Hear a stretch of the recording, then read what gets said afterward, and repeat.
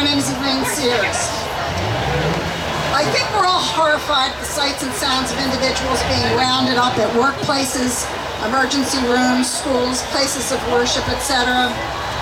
This is the story of a meat packer who did everything right, and ICE arrested 70 of his E-verified workers anyway. Gary Rower owns Glen Valley Fields, a meat packing concern in South Omaha, Nebraska. Like most companies in the meatpacking business, many of his workers are foreign-born. However, Rower was not concerned with Trump's belligerent anti-immigrant hostility, as he is a by-the-book kind of guy. I can't say he voted for the Orange Menace, especially as Omaha is a blue island in a sea of Cornhusker red, but in a state heavily reliant on native labor, non-native labor, the citizenry as a whole voted for Trump by plus 21%. Regardless of his politics, Rower is a man who follows the rules. Naively, he thought this fly-right attitude would keep him in federal law enforcement's good graces. He was wrong. Fortune magazine reported on Gary's experiences as an employer in a nascent fascist state. The owner of an Omaha food packaging company says his business has been unfairly hamstrung by the federal immigration officials who raided the plant and arrested more than half its workforce.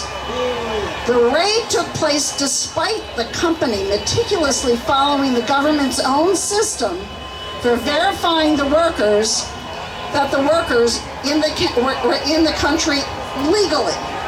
Owner Gary Rower said, Glen Valley Foods is now operating at about 30% of capacity as the business scrambles to hire more workers. This is how he put it. We did everything we could possibly do, adding, I'd like to see the United States government come up with a program they can communicate to the companies as to how to hire legitimate help, period.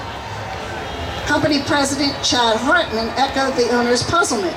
My biggest issue is, why us? We did everything by the book. He explained that the plant uses E-Verify, the federal database used to check the immigration status of employees. When he said as much to U.S. Immigration and Customs Enforcement officials carried out the raid, they told him the E-Verify system is broken. To which Chad most reasonably responded, I mean, what am I supposed to do with that? This is your system run by the government, and you're raiding me because your system is broken? Welcome to the rabbit hole. Agricultural states are MAGA strongholds.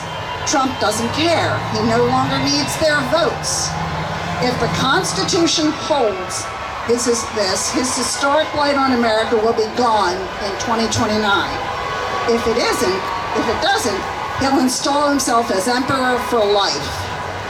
Either way, Taco's not standing for election again. Not only does Trump not give a crap about either the law or Americans of any political stripe, his appointees to positions of power are equally unconcerned by rules. Kristi Noem, ex-governor of Nebraska's northern neighbor, South Dakota, is now the boss of Homeland Security. For most people, this is a management position, but Noem has shunned the desk to pursue a career as Ice Barbie. Should the dictatorship plan fall through, she could establish a lucrative income stream with an OnlyFans cosplay page. She is frequently photographed standing pointlessly in a bulletproof vest carrying a gun. In her latest Look at Me inanity, Noem loitered outside a house in Huntington Park, California, as 10 masked brown shirts raided the home of a U.S. citizen, a mother of 4 pregnant with her 5th. A clueless idiot looking at a screen, wondering if the camera has caught her better side. In America, we were brought up to play by the rules. However, we have now discovered that the rules are meaningless when those in charge of enforcing them don't know them or ignore them.